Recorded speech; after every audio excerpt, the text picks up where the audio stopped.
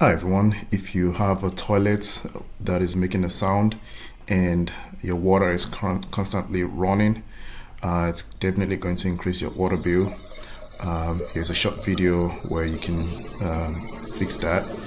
All you need is a toilet flapper.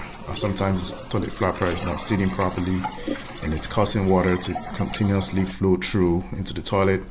All you have to do is go to the store and buy a flapper and just replace it with this simple video. Gives you a thumbs up if this helped you. Subscribe for more videos, short videos like this to come. Again, this is a very simple DIY project. I did it in just 1 minute, and I believe you can do it as well. Thank you guys. Don't forget to hit subscribe, and I'll put a link to the flapper in the comment.